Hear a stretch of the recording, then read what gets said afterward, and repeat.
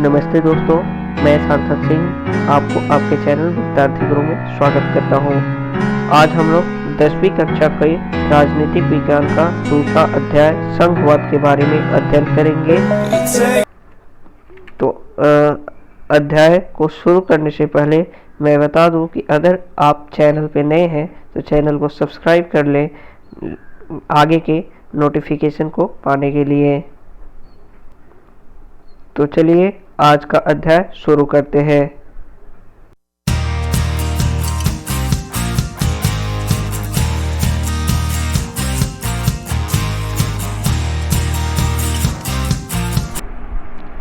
तो सबसे पहले हम लोग जान लेते हैं कि संघवाद क्या होता है। देखिए, संघवाद सरकार की एक व्यवस्था है जिसमें सर्वोच्च सत्ता केंद्रीय प्राधिकरण तथा उसकी विभिन्न अनुषंगिक इकाइयों के बीच बंट जाती है।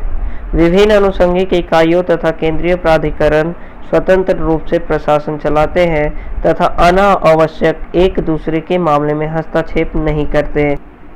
मतलब संघवाद एक ऐसी व्यवस्था है जिसमें देश की सत्ता केंद्रीय प्राधिकरण और उसके विभिन्न अनुषंगिक इकाइयों के बीच में बांट दी जाती है और विभिन्न अनुषंगिक इकाइयों तथा केंद्रीय प्राधिकरण स्वतंत्र रूप से प्रशासन चलाते हैं तथा अनावश्यक एक दूसरे के मामले में हस्तक्षेप नहीं करते हैं।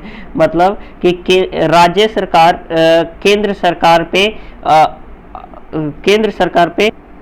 निर्भर नहीं करती है कि राज्य सरकार का अपना अधिकार क्षेत्र होता है और केंद्र सरकार का भी अपना अधिकार क्षेत्र होता है। संघीय व्यवस्था एकात्मक शासन व्यवस्था से ठीक विपरीत है।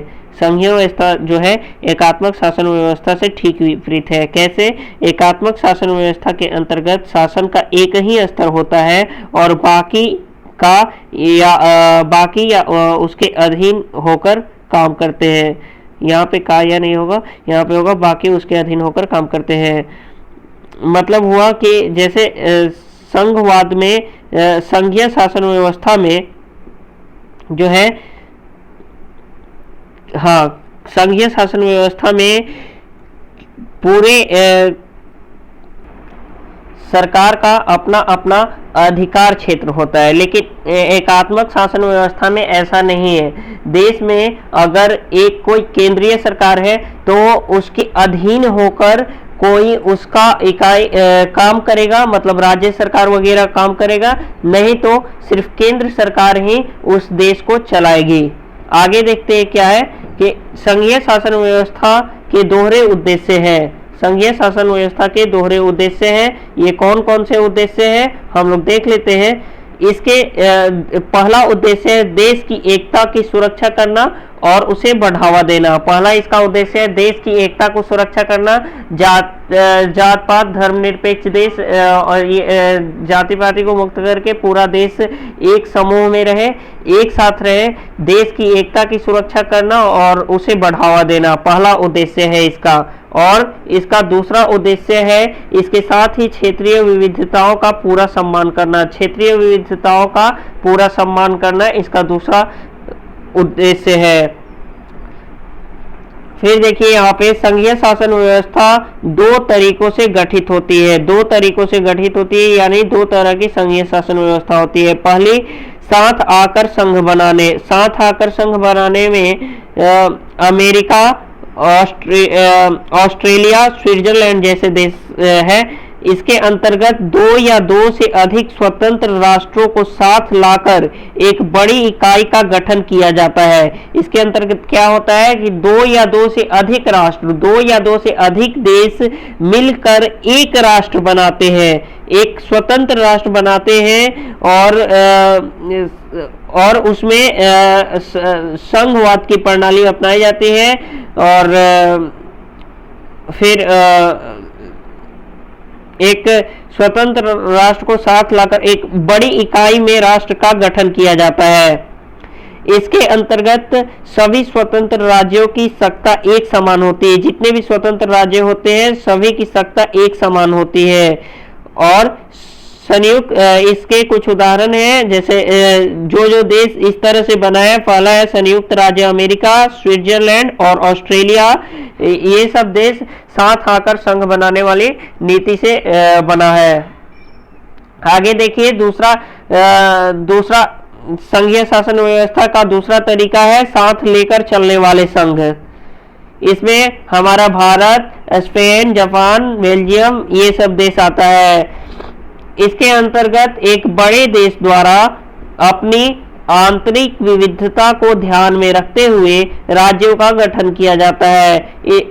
इसके अंतर्गत जैसे भारत में भारत इतना बड़ा देश है तो उसमें अलग अलग राज्य बनाया गया और फिर उसको साथ लेकर चला गया। और इसके अंतर्गत केंद्र सरकार अधिक शक्तिशाली होती है। केंद्र सरकार इसके अंतर्गत अधिक शक्तिशाली होती है। कैसे होती है? क्योंकि केंद्र सरकार यहाँ पे एक ही होती है पूरे केंद्र के लिए, लेकिन राज्य सरकार तो हर एक राज्य में एक राज्य सरकार होती है। इसके अंतर्गत केंद्र सरकार अधिक शक्तिशाली होती है। साथ लेकर संघ बनाने के उदाहरण है भारत, जापान और बेल्जियम। साथ आकर संघ बनाने वाले देश के उदाहरण है भारत, जापान और बेल्जियम।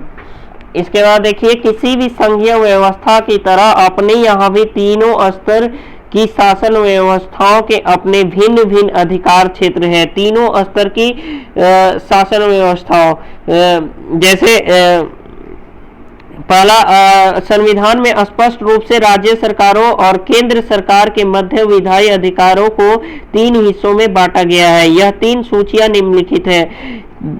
3 सूचियां कौन कौन सी है? पहला है संघ सूची। संघ सूची में आ जाता है प्रतिरक्षा, बैंकिंग, विदेशी मामले, संचार और मुद्रा जैसे राष्ट्रीय महत्व। संघ सूची में राष्ट्रीय महत्व के विषय आते हैं, जिसमें पूरे देश में एक जैसी नीति की आवश्यकता होती है, वही संघ सूची में वर्णित होता है। और संघ सूची में वर्णित विषयों के संबंध में कानून बनाने का अधिकार केवल केंद्र सरकार को होता है। इसमें वर्णित जितने भी विषय हैं, इसमें 97 विषय है वर्णित इसमें, और इस पे कानून बनाने का अधिकार सिर्फ केंद्र सरकार को ही है। और इसमें कौन कौन से? प्रतिरक्षा, विदेशी मामले, बैंकिंग, संचार और मुद्रा जैसे राष्ट्रीय महत्व के विषय शामिल हैं। 97 विषय है, याद रखिएगा। और आगे देखिए राज्य सूची। राज्य सूची में पुलिस, वाणिज्य, व्यापार, कृषि जैसे सिंचाई जैसे स्थानीय और प्रांतीय महत्व के विषय हैं। यहाँ पे प्रांतीय मीन्स राज्य स्तर के विषय जो है यहाँ पे सम्मिलित है राज्य सूची में, जिसमें किसी राज्य के महत्व ही यहाँ पे सम्मिलित है। राज्य सूची में वर्णित विषयों के संबंध में केवल राज्य सरकार ही कानून बना सकती है। राज्य सूची में जितने भी वर्णित विषय हैं, इस पे सिर्फ राज्य सरकार ही कानून बना सकती है। और तीसरा सूची है समवर्ती सूची। समवर्ती सूची में शिक्षा विभाग, वन मजदूर संघ, गोद लेना तथा उत्तराधिकार जैसे वे विषय हैं जो केंद्र सरकार के साथ राज्य सरकारों की साझी दिलचस्पी में होती है।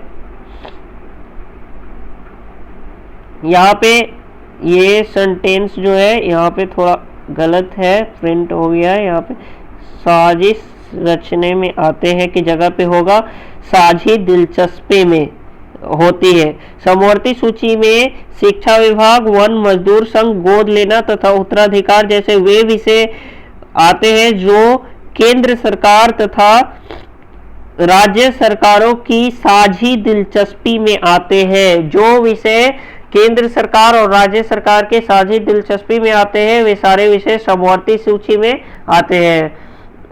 इन विषयों पर कानून बनाने का अधिकार केंद्र सरकार और राज्य सरकार दोनों को ही है। इन विषयों पर जो है कानून बनाने का अधिकार दोनों राज्य सरकार और केंद्र सरकार दोनों को ही है। परंतु दोनों सरकारों के कानून में टकराव हो तो केवल केंद्र सरकार द्वारा बनाया गया कानून ही मान्य होता है। जब दोनों सरकार के कानून मीन्स राज्य सरकार कुछ और बोले और केंद्र सरकार कुछ और बोले, तो केंद्र सरकार द्वारा बनाया गया ही कानून जो है मान्य होगा।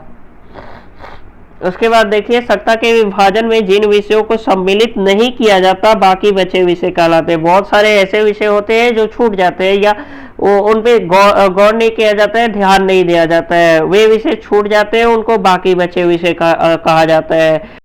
ऐसा विचार किया गया है कि कुछ विषय ऐसे भी हो सकते हैं जिन्हें किसी भी सूची में सम्मिलित नहीं किया गया हो।